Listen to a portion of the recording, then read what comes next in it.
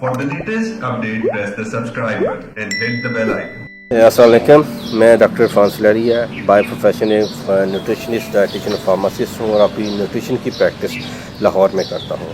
आज की इस वीडियो में मैं आपके साथ जो इन्फॉर्मेशन ये शेयर करूँगा वो हाइड्रेशन के बारे में भी कि आप रमज़ान में अपना हाइड्रेशन लेवल कैसे मेंटेन रख सकते हैं। अभी मरहम ऐप डाउनलोड करें और किसी भी मसले के लिए 2000 से जायद स्पेशलिस्ट डॉक्टर से ऑनलाइन ऑडियो या वीडियो कॉल के जरिए बात करें। रमज़ान जो कि एक बहुत ही बाबरकत महीना है, month of self control, reflection, charity और प्रेयर्स का महीना है। इसके साथ साथ इस महीने में आपकी बॉडी जो है वो ट्यून अप हो जाती है आने वाले 11 महीनों के लिए।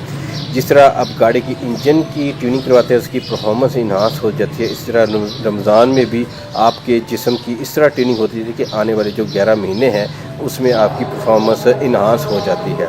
तो आपने कोशिश करनी है कि रमज़ान के अयाम में सहरी और अफ्तारी में 8 से 10 गिलास का जो वाटर इनटेक है वो आप ज़रूर रखें। रमज़ान में स्पेशली सहरी में कोशिश करें कि ग्रीन टी, कॉफ़ी को थोड़ा सा अवॉइड करें। वो इसलिए कि जब आप चाय लेंगे तो ये एक्ट एज अ डायूरेटिक काम करेगी और आपकी बॉडी में से वाटर को ऑब्जॉर्व करेगी और डिहाइड्रेशन की तरफ लेके जाएगी। इसके अलावा आप कोशिश करें कि शुगरी ड्रिंक्स होती हैं, स्पेशली फिज़ी ड्रिंक्स, कोक या जो पैक वाली जो ड्रिंक्स होती हैं उसे थोड़ा सा अवॉइड करें। वो इसलिए कि जब आप रोज़े की कंडीशन में होती हैं, 16 घंटे का रोज़ा होगा, तो आप इस तरह की फिज़ी ड्रिंक्स लेंगी तो आपको किडनी को जाके अफेक्ट करेंगी। तो कोशिश करें आप इससे फिज़ी ड्रिंक्स से थोड़ा सा अवॉइड करें। हाँ, नेचुरल ड्रिंक्स जैसे लेमोनेड्स, कंजवीन हो गया, लस्सी हो गया, सत्तू हो गया, ये बड़े अच्छे ऑप्शंस हैं। ये आपकी हाइड्रेशन लेवल को काफ़ी हद तक मेंटेन रखेंगी। इसके अलावा लस्सी और दही भी बड़ा अच्छा सोर्स है आपके हाइड्रेशन को लेवल को मेंटेन रखने के लिए।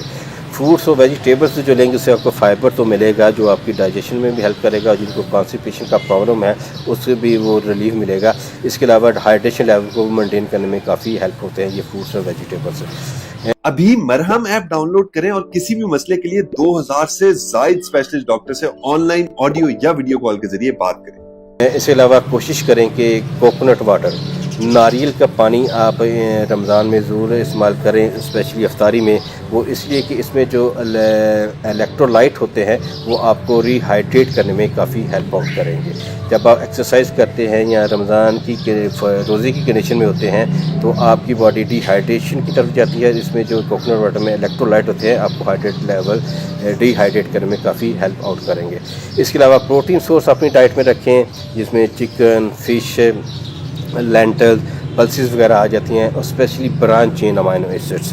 वो इसलिए कि फास्टिंग की कंडीशन में आपकी जो मसल है उसके साथ वेट टेयर का प्रोसेस हो रहा होता है, तो ये जो ब्रांच चेन अमाइनो एसिड होंगे ये उस वेयर एंड टेयर को कवर अप करने में काफ़ी हेल्प आउट करेंगे। तो ये कुछ गाइडलाइन थी कि अपने हाइड्रेशन लेवल को आपने कैसे मेंटेन रखना है in the month of Ramzan. Thank you.